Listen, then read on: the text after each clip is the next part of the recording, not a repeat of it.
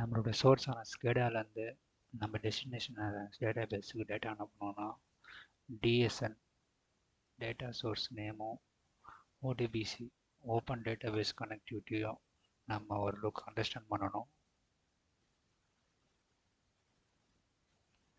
அதோட பேசிக் ஆர்கிடெக்சர் இப்படி தான் இருக்கும்.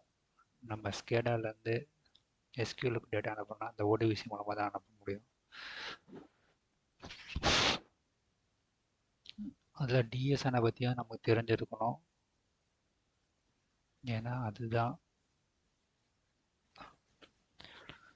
இப்போ பார்த்தோன்னா ஸ்கேடாவோட டேட்டா வந்து ஒரு பாக்ஸை கம்ப்யூட் பண்ணிவிடுறோம். அந்த பாக்ஸ்குள்ளே நம்ம ஸ்கேடாவோட tags, tank level, value, status, அதோட டைம் எல்லாம் இருக்கும். அதுக்கு நேமிங் கொடுக்குறோம். அது பேர் தான் டேட்டா சோர்ஸ் நேம். சாரி, இது வந்து எங்கே போகணுமோ அந்த டெஸ்டினேஷனோட லொக்கேஷனோட நேம், அதுதான் அட்ரெஸ்ஸு. ஃபார் எக்ஸாம்பிள் இப்போ ஐபி அட்ரஸ் இருக்கும்.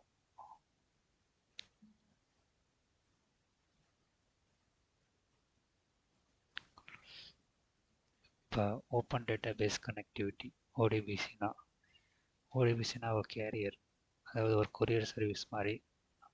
அந்த கொரியர் சர்வீஸில் நம்மளுடைய பிளான்ட்டோட டேட்டா வச்சு ஓடிபிசி டிரைவர் மூலமாக நம்ம டேட்டா பேஸுக்கு எடுத்துகிட்டு போகிறோம்.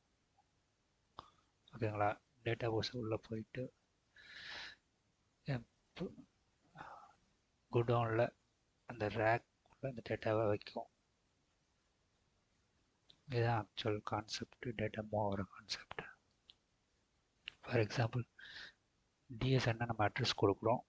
ஓடிபிசினா அந்த கொரியரிங் சிஸ்டம். ஓடிபிசினா எடுத்துகிட்டு போகிற டெலிவரி போகிற இடம் ஸ்டோரேஜ் பிளேஸ். தேங்க்யூ.